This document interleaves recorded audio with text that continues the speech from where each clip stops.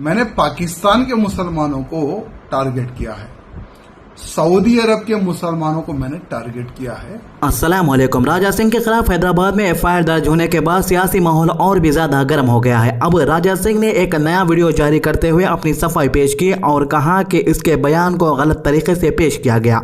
इसका कहना है कि इसने हिंदुस्तान के मुसलमानों को निशाना नहीं बनाया था, बल्कि पाकिस्तान, सऊदी अरेबिया और दूसरे मुल्कों से इसे फोन पर धमकी देने वाले लोगों के बारे में बात कर रहा था। लिंडो ने कहा कि इससे अक्सर पाकिस्तान, सऊदी अरेबिया और दुबई से फोन कॉल आती है और कई लोग धमकियां देते हैं। इसने कहा कि इसके बयान का मकसद उन लोगों को जवाब देना था जो मुल्क के बाहर बैठकर इसे धमकियां देने की कोशिश करते। लिंडो ने कहा है कि अगर इसने पाकिस्तान या सऊदी अरेबिया के मुसलमानों को लेकर कोई बात कही है तो फिर हिंदुस्तान के कुछ लोगों को इतनी तकलीफ क्यों हो रही है। इसने सवाल उठाया कि क्या ये लोग उन अफराद के साथ दे रहे हैं जो बाहर से धमकियां देते। देखिए, राजा सिंह का आप वो क्लिप नहीं देखे होंगे, वो क्लिप जो है हम यहाँ पर बता भी नहीं सकते क्योंकि उसके अंदर ऐसे अल्फाजों का इस्तेमाल किया जिससे सुनने के बाद हर किसी का खून खौलता, तो इसीलिए वो वीडियो क्लिप नहीं बताएंगे। लेकिन उसके अंदर साफ ये कह रहा था कि मुसलमान बोलकर, यहाँ पर उसने जो है क्लिप के अंदर इंडिया के मुसलमान, पाकिस्तान के मुसलमान, सऊदी अरब के मुसलमान, दुबई के मुसलमान ऐसा नाम नहीं ले रहा था। यह कह रहा था सिर्फ के मुसलमान, इसीलिए तो मुसलमानों ने इसके खिलाफ एफआईआर दर्ज कराई।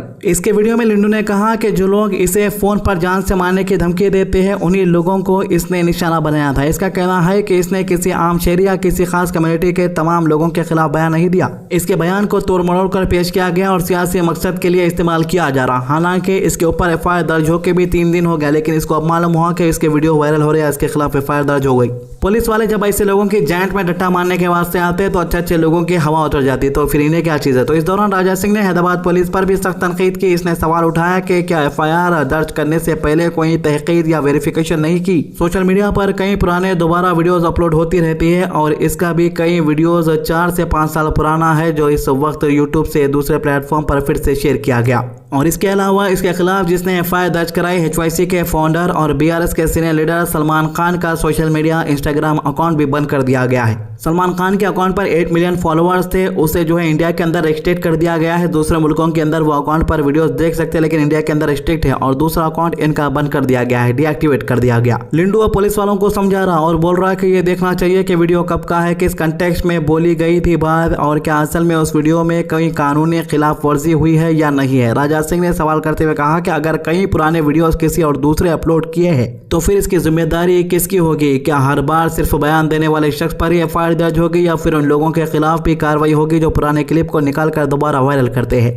अब देखो भाई, मैं ये वीडियो बना रहा हूँ आज 2026 में बना रहा हूँ वीडियो। अब ये वीडियो 2 साल के बाद यानी 2028 के अंदर वायरल हो जाता और मैं इस वीडियो के अंदर किसी दूसरे मजहब के बारे में गलत बोल देता हूँ, तो क्या मेरे ऊपर एफआईआर नहीं होती? बिल्कुल होती। एफआईआर जो है टाइम को देख के नहीं करते, मजहब को, आस्था को ठेस पहुंचा, किसी मजहब के बारे में गलत इस्तेमाल करा, उन लोगों को तकलीफ हुई, उसके बुनियाद पे करते। अब मेरे ऊपर भी हो सकती है अगर मैं कुछ गलत बोल दूंगा, तो अगर हम लोग कुछ गलत बोल दिया तो भाई हमारे पूरे खानदान के घरों पर बुलडोजर चला देंगे ये लोग। हुकूमत हमारी है बोल के जो मुंह का है वो नहीं बोल सकते ना। हमारी भी 800 साल हुकूमत आई थी, लेकिन हम लोग बात नहीं करे, काम करके बताए। आज लाल किला, ताजमहल, कुतुब मीनार, चार मीनार, ये सब चीजें कौन बनाए सो है? मुसलमान बनाए सो है। आजादी मिलके 80 साल होने को आ जा रहा करीब, और इसके अलावा एक भी इमारत ऐसी नहीं बनाए जो लाल किले को टक्कर दे सके। बोलने को बहुत कुछ है भाई, अगर मैं बोलना शुरू कर दिया तो खाली ये वीडियो 6-7 साल का हो जाता, फिर बाकी के बाद पेंडिंग ही रह जाता समझो, फिर उसके यहाँ से अलग 15 या 20 साल का वीडियो बनाना पड़ता। तो इसलिए हम ना कम बोलते समझो, काम ज्यादा करके बताते। 800 साल की हिस्ट्री को एक वीडियो के अंदर खत्म नहीं कर सकते। याद रहे कि मेहदीपट्टनम पुलिस ने राजा सिंह के खिलाफ भारतीय न्याय संहिता के धारा 186 के तहत मुकदमा दर्ज किया है। यह धारा मुख्तलिफ गिरोहों के दरमियान नफरत, दुश्मनी या तनाव को बढ़ावा देने वाले बयानात और अफआल से मुतालिक है। एफआईआर दर्ज होने के बाद यह मामला सियासी और समाजी सतह पर बहस का मौजू बना है। अब राजा सिंह की नई सफाई और हैदराबाद पुलिस पर उठाए गए सवालात ने इस मामले को एक नया मोड़ दे दिया है। अब देखना यह है कि पुलिस वाले इसकी जांच में किस हद तक डंडे मारते हैं और इसके ऊपर क्या एक्शन लेते हैं। इन्हीं सफाई में क्या बोल रहा, आइए सुनते हैं। मैंने पाकिस्तान के मुसलमानों को टारगेट किया है, सऊदी अरब के मुसलमानों को मैंने टारगेट किया है, तो यहाँ के लोगों को तकलीफ क्यों? अरे देखो, पाकिस्तान के लोगों को कुछ भी बोलना है तो पाकिस्तान जाके बोल, सऊदी अरेबिया के लोगों को कुछ बोलना है तो सऊदी अरब जाके बोल। तो इंडिया में रह के इंडिया के मुसलमानों को नहीं बोल के दूसरे लोगों को, कंट्रीज को बोला तो नाम लेके बोलना पड़ता ना। अब नेपाल के अंदर हिंदू पॉपुलेशन ज्यादा है, अब मैं वहां पर के लोगों को यहाँ पर बैठ के कुछ बोल जाता, उसका फायदा नहीं रहता। मेरे को भी मालूम है उसका कुछ असर नहीं रहता, तो फायदा क्या है लोगों को बोल के? अब बोलने को बहुत कुछ है भाई, नहीं बोले तो पहले आस्था को ठेस पहुंच जाती, फिर क्या बोलेंगे? वहां के क्या आतंकियों से क्या ये लोग मिले हुए हैं क्या? जो लोग मुझे फोन पर धमकी देते हैं जान से मारने की धमकी देते हैं, वो नपुंसक लोग, मैंने उनको टारगेट किया है। तो यहाँ के लोगों को क्यों जलन, मैं पूछना चाहता हूं। और एफआईआर करने से पहले पुलिस के लोग क्या वेरीफाई नहीं करते हैं क्या, ये वीडियो कब का है, क्या है, क्या इंक्वायरी नहीं करते क्या? मेरे अनेकों ऐसे वीडियोस है जो 4-4 साल 5-5 साल पुराने वीडियोस को भी कुछ लोग फिर से यूट्यूब पर अपलोड कर देते हैं। तो क्या उन पर भी क्या एफआईआर होगा क्या? अब ये मल्लू पैदा होते कि भड़का बयाना देना शुरू कर दिया कि क्या है कि इसके बातों से ऐसी दिख रहा। 10 साल पुराने वीडियो क्लिप निकाल रहे कहते इसके 20 साल पुराने, अब बोलेंगे कि आज़ादी से पहले के वीडियो क्लिप निकाल के डाल दिए मेरे बोल के। तो बाबरी मस्जिद शहीद करके जो राम मंदिर बनाए वहां पर का एक मसला सामने आ रहा, जहां पर यह कहा गया कि वहां पर पैसे चोरी कर लिए गए मंदिर के अंदर रखे हुए। जी हां, दान की रकम की चोरी पर श्री राम जन्मभूमि ट्रस्ट के अध्यक्ष महंत नृत्य गोपाल दास के उत्तराधिकारी महंत कमल न्याय दास को सुनिए। बोल रहे कि सब बेईमान है, ये क्या करेंगे जांच, भगवान ही करेगा जांच। और जांच वाले भी सब बेईमान हैं तो क्या जांच होगा? सबके सब तो बेईमान ही हैं। कौन दूध का धोया है? ये जो हल्ला मचा रहे हैं ये लोग दूध के धोए हैं? जांच कौन करेगा? भगवान ही जांच करेंगे। ये बेचारे रिक्शे पर नहीं साइकिल पर चलते थे, वो आज बड़ी बड़ी गाड़ियों पर चल रहे हैं, बड़े बड़े मकान बन गए। अब किसका किसका नाम मैं गिनाऊं? मुझसे कोई भी मतलब नहीं। जो जैसा करेगा उसका फल उसे मिलेगा, निश्चित मिलेगा। भगवान दंड देंगे। तो क्या आप मानते हैं कि ये घटना हुई है?